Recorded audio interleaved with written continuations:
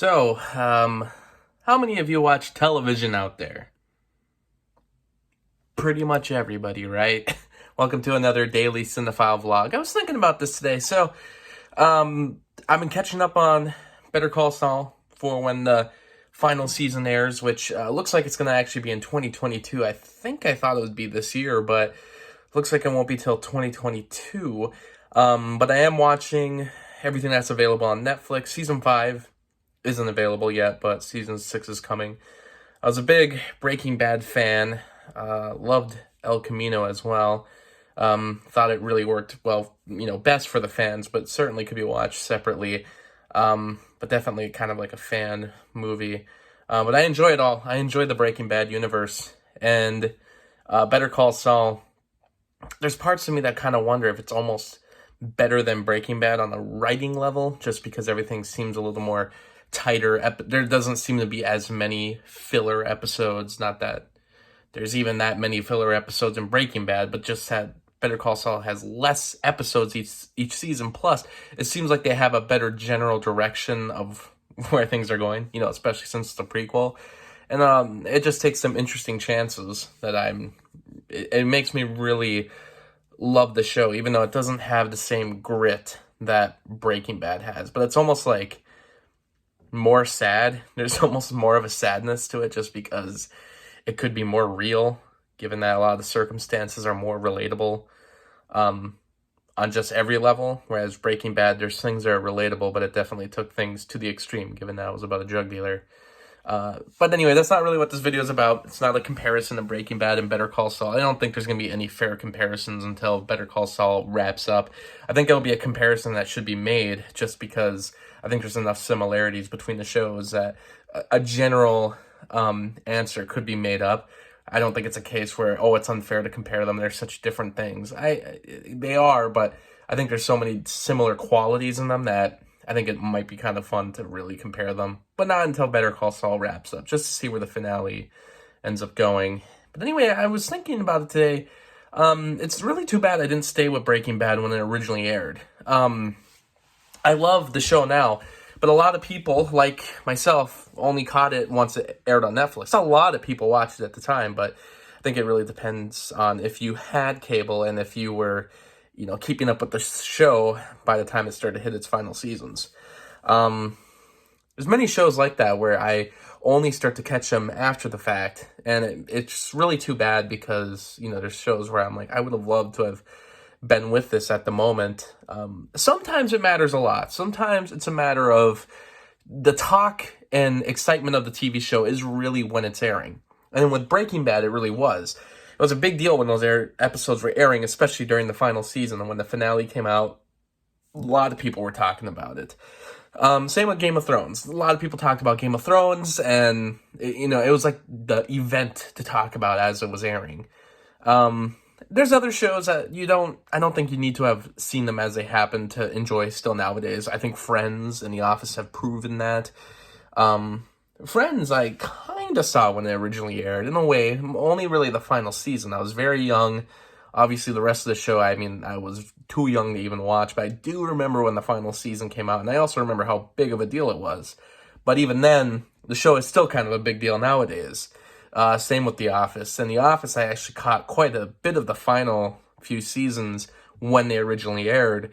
Never really kept up with the stories or the characters as much until I started to watch the show afterwards on Netflix, and now it's like one of my favorite shows. But I guess it kind of makes me wonder, like, how much does it matter to watch a show as it's happening? Is it only really for the event part of it, or is it kind of diminish the show's importance if you're only watching it after the fact? I think some shows, it diminishes just because I think a lot of shows maybe aren't as good as what they're received as when they're originally airing. I think there's shows that are like that. So, being along for the ride is a bigger deal when they're airing. Plus, a lot of shows, there's not like a binge-worthy quality to them. You really should be watching them on a weekly basis when they originally aired. Now, most shows are, airing binge, you have to binge them. And a lot of shows are designed to be binged. So it's kind of a different strategy nowadays as far as what is the excitement of a show and if you need to be there from the beginning. And is it the same kind of excitement that you get from other shows? I've talked about that kind of before, like in the case of The Mandalorian versus Stranger Things. Now, I love Stranger Things, and I think the first season was talked about a lot when it came out. But it felt like by the time the third season came out, people would talk about it for the weekend. They'd watch every episode, get it done one night, talk about it for one night, and that would be it. And meanwhile, The Mandalorian aired and, had 8 episodes, about the same amount as Stranger Things has in the season. And people talked about for 8 weeks straight because they would air an episode a week. So that became an event kind of quality. But are a lot of people talking about those individual Mandalorian episodes after the fact? Is anybody talking about the Stranger Things episodes individually after the fact? I guess I don't know. It doesn't seem like it. There's something about the event of being there versus, everything after the fact, and if it holds up after the fact. I don't know if I go back to those Stranger Things seasons and if they're all nearly as good as I remember when I first binged them, or even if the Mandalorian episodes are as good as I watched them individually. I feel like I can judge the Mandalorian episodes a little better than binging, all of Stranger Things, just because I can remember each Mandalorian episode just because it was week by week and you actually had a week to really think about it. Whereas Stranger Things, everything kind of mashed together as one, so I almost have like a weirder criticism of it. Even like Cobra Kai, which I loved. I loved Cobra Kai and I got really into it.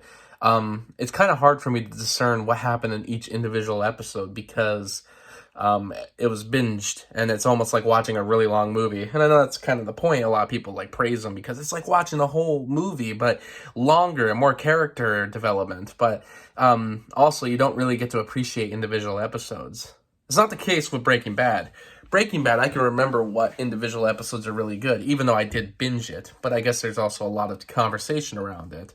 But that's what I mean. Like, that show actually has kind of survived. Even though the excitement seemed to hit a peak when the finale was airing, that show was still talked about a lot. And, it makes me wonder. So, like I said, my original question was, is it better to be kind of riding along with it at the beginning, or is it better to just kind of reach back to it after the fact? Because, you can actually get a chance to see if the show really holds up the way people were talking about it at the time.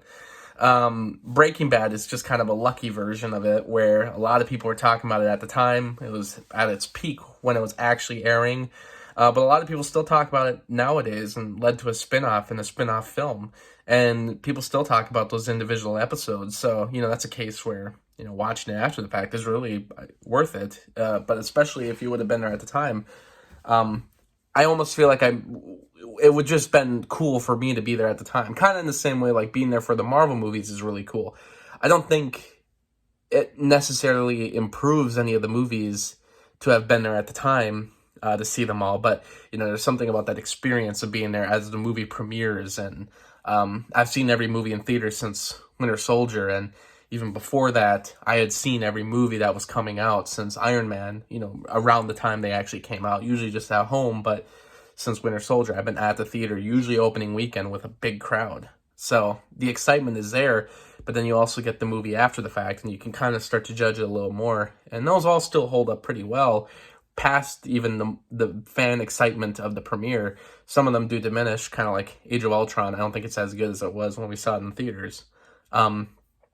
But it makes me wonder, like, is it worth, caring about seeing the show when it comes out versus giving it a chance to wait? Because I guess you never know. There's like, Game of Thrones is a good example where it's like, during its final season, I actually was trying to keep up with it. It just got to be too much. I watched the first season, but I couldn't really keep up with it. And then I was like, you know what, just let the finale happen. I'll try to avoid spoilers, and I'll just watch the show eventually, but more than likely I'm not going to be able to, see the whole show before the finale airs. But I saw the first season. The first season's very excellent, and I'd like to, finish some more of it. But having heard so many negative reviews of the final episode and season, it kind of makes me want to see it less and less, especially since the conversation around Game of Thrones just stopped. Nobody was talking about it anymore. Nobody was looking into it. Nobody cared. And it's weird because it's like that's a case where people really devoted their time to that. The same thing happened with Lost. People really devoted their time to Lost, but once you got to the end, people were very disappointed, especially the ones that stuck along the ride. And, That's another show where it's like, I don't know many people who are returning to it nowadays. Now, I remember watching the final season. I had seen episodes here and there, but I actually stuck with the final season because I was really excited to see how everything was going to be answered, and I had kept up with the lore enough. And I remember really liking the final season, but then again, it was the only season where I actually watched every episode as it premiered, and I liked how it ended, but I guess having, watched more of the show since then, I technically still haven't seen the whole show, but I actually have seen a majority of it. And, there's a lot of episodes that are filler episodes nowadays, even in that final season. But I guess I can start to understand more and more why people were disappointed with the final episode. So it kind of is like, well, I didn't stick with that show, but also, if I would have stuck with that show, would I have been more disappointed by the end than having just watched the final season, only the final season, and enjoying it just as a season itself? I don't know. Another case of like sticking with the show, How I Met Your Mother. I actually watched most of How I Met Your Mother, and I watched every season on DVD, and then I watched the final season air episode after episode. I watched the final episode air, and I remember I was like extremely disappointed, to the point where I was like, that final episode kind of made a lot of the show, big chunks of the show, extremely pointless. And I still am very disappointed by that finale, even today. And I have never returned to that show. I haven't watched that show since then. And I don't really like watching reruns of it. And honestly, part of it is like, I never thought the show was too funny anyway. I think I was always into the whole strict continuity that it had. But, besides that, I was never too much into the humor. I was into the characters, but a lot of that goodwill kind of was spoiled with the final season that I thought just was awful. And final episode that I thought kind of ruined a lot of big chunks of the show. So that was a case where it's like, it wasn't really worth my time keeping up with it. If I would have not watched those episodes at the time, maybe I wouldn't have wasted all my time watching all those other episodes. If I would have just waited for the whole show to air and then try to reach back to it after the fact, because I would have heard people say, kind of like with Game of Thrones, yeah, it doesn't end too well, so maybe it's not even worth watching. And that happens. So I guess my point is like, it's kind of hard to know if a show is going to be really good at the time, and before every episode airs, and for everything to pan out, or to see where it's headed, and to hope it ends in a way that is at least satisfying, or even if it doesn't satisfy the viewers, there's at least a good narrative reason as to why it took the directions that it did. And I don't feel like a lot of shows can achieve that. And it's weird, because even in the bingeable age, it seems weird that there's still shows that have such a difficulty with achieving some kind of final narrative flow that makes sense for the general theme and story of the entire show.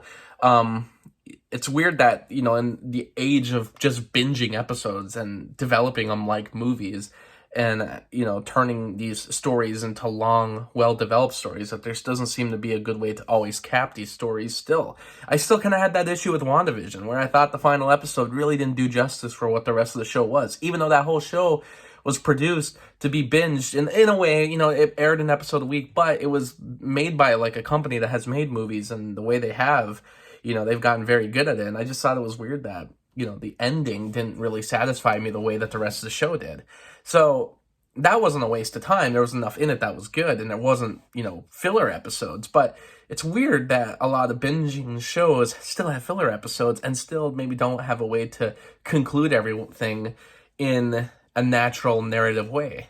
So I guess my point is, generally, I wish I was there for Breaking Bad since it started airing. I really do, but that's only in hindsight. There was no way I would have known at the time that it was airing if it was going to end up staying good the way it was.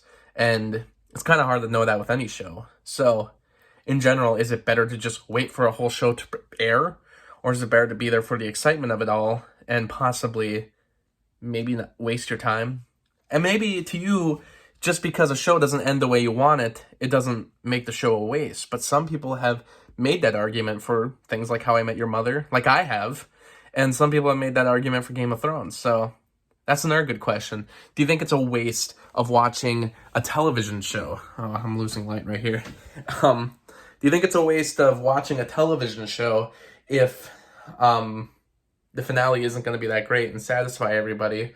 does that make those individual episodes more worth it anyway still? Is it worth watching individual episodes and being there for the characters, or would you rather that the entire show flow as a good narrative with a beginning, a really long middle, and a satisfying ending?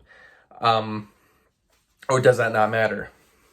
So, I guess that's the real question. And then that kind of gives me the answer for, is it better to be with the show as it's airing for the excitement, or is it better to just kind of reach back to it after the fact, even if it starts to be forgotten for possibly not aging even that well? I don't know. Television's weird. It's a weird medium. Thanks for watching. Oh, and remember to subscribe, like, and comment on the video, and use that bell icon. I always forget to say that.